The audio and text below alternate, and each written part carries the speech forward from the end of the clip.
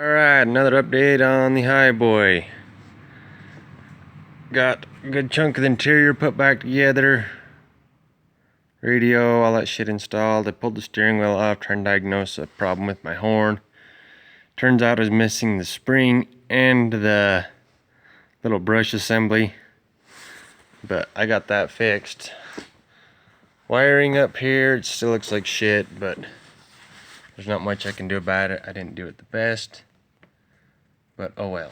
What I'm gonna do, bolt that baby up, build a cover that goes down here, cover that up, same with that solenoid, and it should look fairly clean then. You got the washer tank thing you put in, differential breather, it's in there. This still ain't screwed up yet, the amp wire, but I ain't worried about it right now. All the inner fenders, the bumper, the fenders are temporarily on, the doors are temporarily on. This door still needs to be sanded out, re-epoxied, primer surfacer, sanded again and again, probably a couple coats of surfacer, let it cure for a couple weeks probably. Door hinges, they need more paint on them because I did it with them open. I could do with them closed. This little bracket, I painted it. It's all bent, but whatever. It just goes to the little winch switch here. Yeah, that's all hooked back up. The engine's, I think, pretty much ready. Everything there, engine-wise. The AC has a small leak somewhere. Well, not real small, not real big.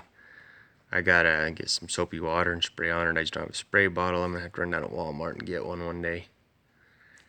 Let's see here, what else? Oh, had some slight issues with this bumper. I kinda didn't make it the best. So I had to notch the fender to kick it in because it was like almost flush with this bumper right here.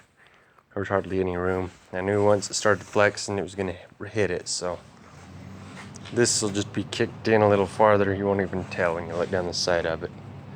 So it'll just be the front corner. The rest of it'll be good. Let's see here, what else have I done? Let's see, I gotta get that's pretty much ready to go back in. I'm gonna put all the gauge cluster shit back in. The glove box is probably gonna have to come back out so I can hook the antenna up, but I might not worry about that for a while because it's kind of dumb. Just mostly putting shit together so it can be together for the most part, and then I'll just have to take a few little things apart here and there to finish it up. I need to sand that Bondo on that door. See, I had an issue with the cheap ass fucking horn button. It ended up on the ground, but oh, it's not so much this part itself. This part's fine. I need that ring too. The good looking part's fine. It's this cheap fucking Chinese plastic, it's brand fucking new. That little fucking ear broke off. It's supposed to have an ear like that over here. So I'm gonna just rob another one of these from somewhere. And a spring and a horn brush assembly. And the horn should work fine. I have the compressor all hooked back up. It's still got a leak in the air somewhere. It's got a leak to the main tank. I know where that one is, but I got a leak to the exhaust brake too. It's driving me crazy. Let's see if it's... Oh, the grid heater kicked on still. Let's get rid of that because I don't really need it right now. There, now it's off.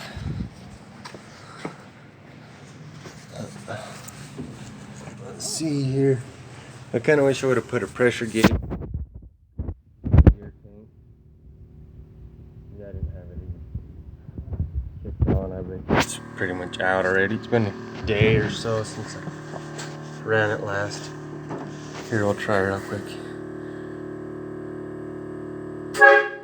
It's got a little air in it. That was probably not a smart idea. It's like damn near midnight here.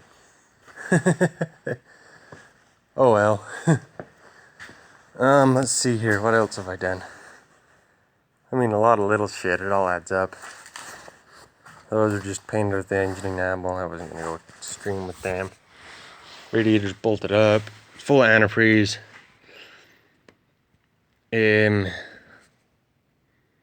See, what the hell, or something else that I was gonna say. I got a leak in the exhaust too, but I don't know if I'm gonna worry about it. It's right up by the turbo.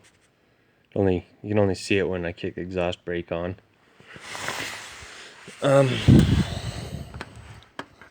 Yeah, these inner fenders turned out pretty good, I think. There's runs and shit in them, but most of the shit that goes around it covers them up. So it's fine. I bolted these up just a few hours ago.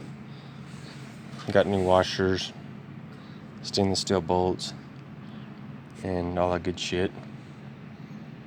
And yeah, I think it looks okay. Those are just zinc washers, but it's under the hood. They should last a long fucking time. I think the factory ones were just painted black, and they didn't seem to hold up very good.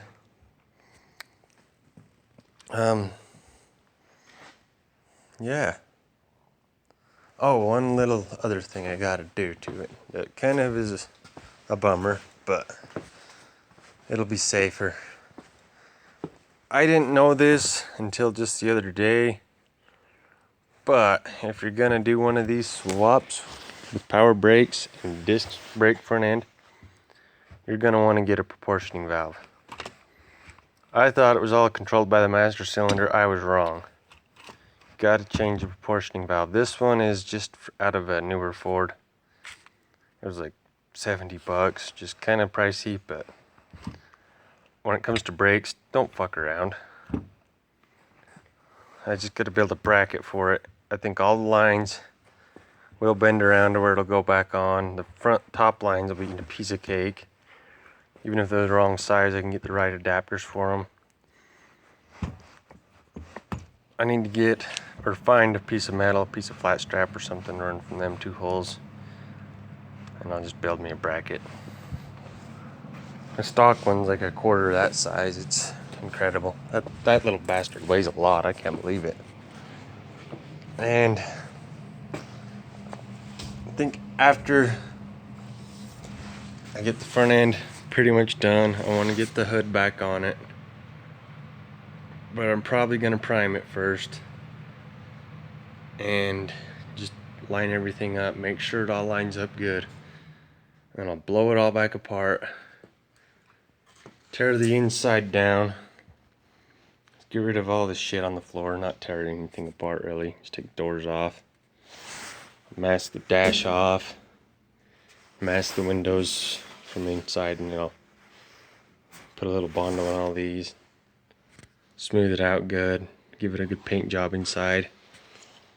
I'm not gonna get carried away making it look great on the inside because I don't care that much on the interior. It's gonna get bed liner probably from this line down, and then all the way inside of here, all that shit down at the bottom if I can, down in there. Just mask these two holes off on the outside and it should be good. Try to spray as much as I can. I'm probably not gonna do it on the roof though, because I've heard stories about people putting that up, or putting bed liner up and then putting like a dynamite knockoff up there, and it'll pull the weight of it will pull the bed liner down. You just end up on your headliner. I don't want that. So I'll probably just pour 15 the fuck out of the roof and put a peel and seal up there. And yeah, it should be good. And peel and seal inside the doors too. And I might do back here, because if it falls off there, it's not an extremely big deal. I can always peel it all back off and pull the bed liner off with it, or most of it. Slap a new piece on, call it done.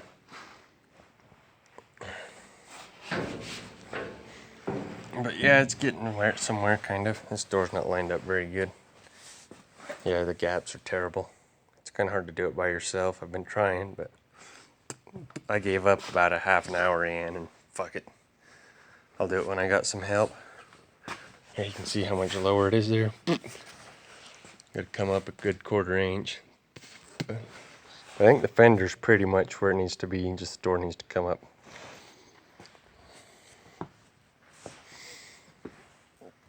And yeah, it should be good. I got this piece of shit. Been working at it. It's a motherfucker. They never painted this on the inside or primed it. So all that years of shit just fucked it up. It's hard to get into. So I want to coat it, but okay, I better call an end to this video because it's late and my phone's about to die.